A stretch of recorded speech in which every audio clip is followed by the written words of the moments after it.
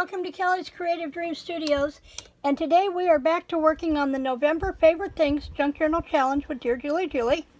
Before we get started with the tassel that we are going to make today, I wanted to show you how the 6 elements from the mini challenge came out.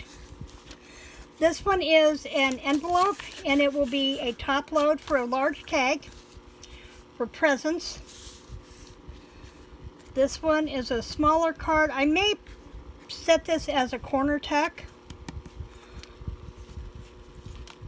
Then this was the last one that we did on camera, I think. And then there was the big one. And they got bigger. This one I used a white envelope that I can adhere to the side of a page and it will become a flip. And then this one, I used that fur patterned designer series paper. I stamped this image from that Christmas kit on vellum with stays on black. And I may go back and color pencil this. I haven't decided for sure yet. And then I've got a couple of different circles actually. Either one of these could be the circle and either one could be the tag. And then I've got my washi and the word joy. So those were the 6 elements required for the mini challenge in the challenge number 1. I want to make a quick note.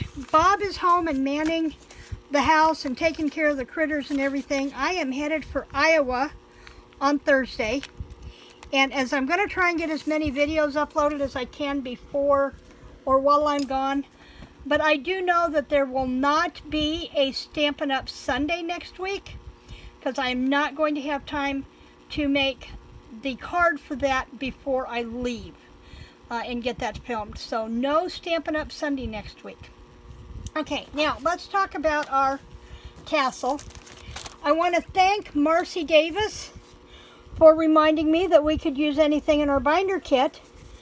Was a free item. I didn't think about my binder kit because I'm not doing signatures this time. I'm doing a 3-ring binder. So I have pulled out my binding kit because I want to use 3 lengths of that thread that I would use, and then here are the items that we would use. And then for my 3 charms, remember I had this bracelet that was my mother's. I have removed 3 of the pink beads off of there, and I'm going to string them into a single charm.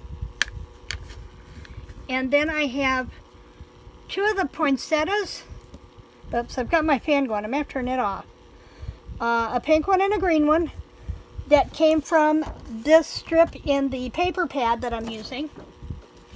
And then I have these 2 pieces, and I'm going to set these as a back-to-back chipboard piece. And those came from the Journal in Ephemera package from out of Dear Julie's digital kit that I'm using. So let's start with making the tassel. I gotta turn this fan off or I'm gonna be blowing everything away. I've got this. Remember we measured everything at about 10 inches. I'm gonna move those. And I don't want my fabric pieces together, so let's put the lace there on top. Let's put this mint in here. Let's cut a couple of pieces of our string here first. I'm going to need at least 2 of them because I'm going to need 3 different strings to put the charms on. So, possibly. I may go ahead and put the chipboard charm on the end of this. We may do that. But we'll go ahead and put the 2 strands of string in there anyway, just to be sure. I'm going to put that there, put that on top of that, come back with the white and the pink, and the pink, this pink velvet. I just love this pink velvet. I think it is so pretty. In fact, I think I want it on the outside, so let's swap the pink. Let's swap the pink fabric and put the lace there and add that all on there, just like that.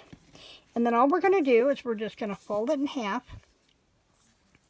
Now I don't have, remember I don't have a use of a binder clip or anything like that, but I can use the paper clips from my binding kit. So I could use either one of these. I think I'm going to use that one. And let's see, they all need to run through the eyes. So let's see if we can make this work really quick. Because I need to run them through there. I just can't seem to do anything today. I seem to be all fingers today. But I'm going to hold them just like that. I just want them to come. Yeah, that's what I'm after. To get my direction right here. And then we can gather this so it bunches down in the corner, in the bottom of that. That's going to work lovely. And then I'm going to use one piece of this binding string to tie this off, and I'm going to twist this really tight at the base of that paper clip. Get that tail out of my way, so I'm going on the base of the paper clip. There we go. I'm just going to wrap that several times, and I'm going to come around here on the back and tie this off.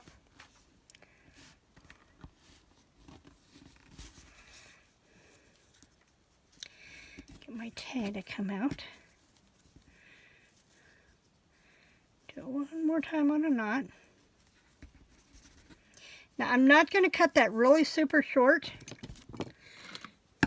I'll leave a little bit of a tail there. In fact, I could leave this one down even. And just clip this short one off. Let's do that. Let's just hide that short one. Because remember, I want to come around with that piece of gold. And I want to bind this off on this gold. It really is going to cooperate. I swear it is. I'm trying to make this video as short as I can. The video that I uploaded on Sunday, HughesNet kindly let me take 8 hours to upload a 20-minute video, and that was after I had run it through my Clipchamp program to condense the size of the file. So I'm trying to get these to where I can make sure I get this uploaded in the morning. I leave tomorrow for a writing retreat. I'm trying to make sure that that gold goes over top of that white. But I leave for a writing retreat tomorrow. I'm just doing an overnight. I'm going to interview a lady who opened her own bakery, her and her sister, because the heroine in my book is opening a bakery. That is her external goal, is to have her own bakery. Has been since she was a little girl. So I'm going to go learn about the ins and outs of what it takes to open up your bakery. It took Jennifer 2.5 years to open hers. There we go. Now what I will probably do when I'm done fiddling with this, and I can leave it set aside, is I will set a little bit of dimensional glaze on here to seal that, and then I'll clip those ends. Now, let's go back and find our strings. As I said, let's start this one. I said I wanted to put 3 of these on one.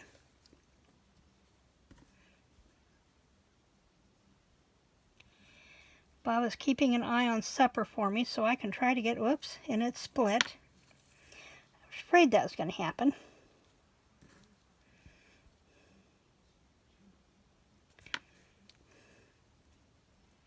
If it splits on you, something you can do, and I'm probably going to do that with those, is I'm going to go back and I'm going to dab that with a little bit of glue and let it harden, and then those will thread through there. Let's try it one more time with a new strip. There we go.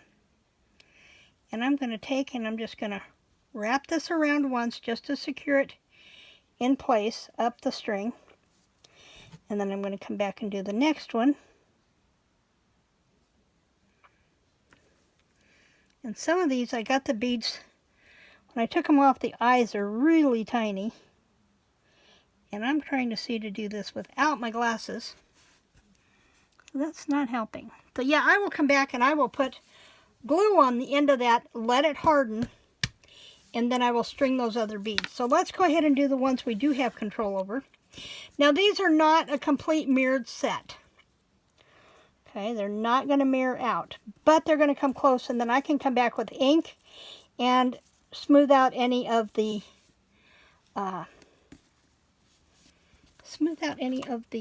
whites that show. So I'm going to take and put a little dab of glue here.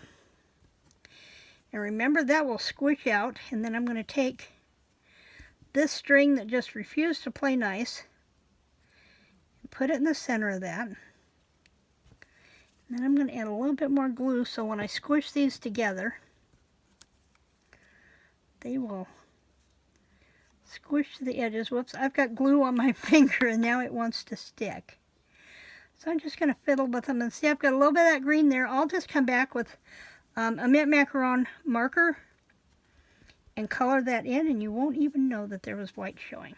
Okay, and that's all it takes to add a paper charm to the end of the string. Now this one I wanted to do with the chipboard like we did the other one. I wanted to give it a little bit of weight, and so I have some of that glimmer. And using the glimmer isn't my ideal, but it's the paper that I have. Now I've got to trim this down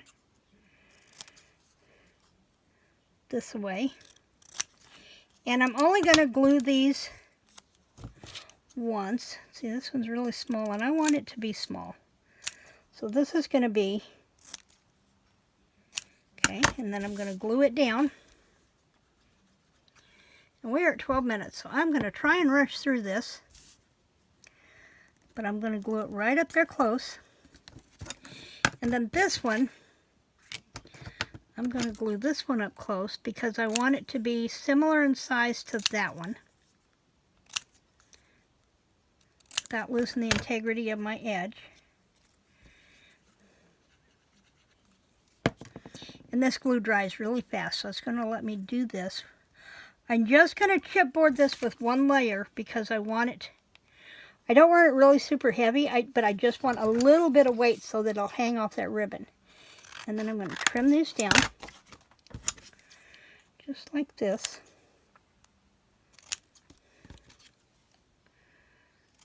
And then I'm going to sandwich that pink ribbon between them.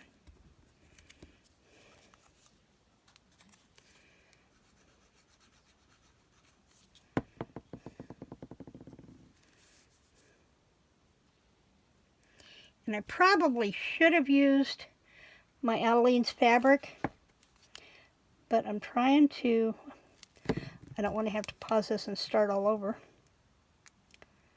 That wouldn't be fun. And then I'm going to set that down. And I'm going to have to leave that sit and let it dry before I do anything else with it. But there is our paper charm, a poinsettia paper charm, and our ephemera charm. And then we've used the paper clip from our beading, or from our binding kit, will be our attachment on the edge of the journal. And I will show you how that all comes together when we put the journal together. In the meantime, remember to like, share, and subscribe. And I will be back here tomorrow with a 10-minute Tuesday card, and I'm telling you, it is going to be a 10-minute Tuesday card because I need to get it filmed before I leave on Monday. So, thanks for joining me in the studio today. I hope you have a great week. Creative blessings.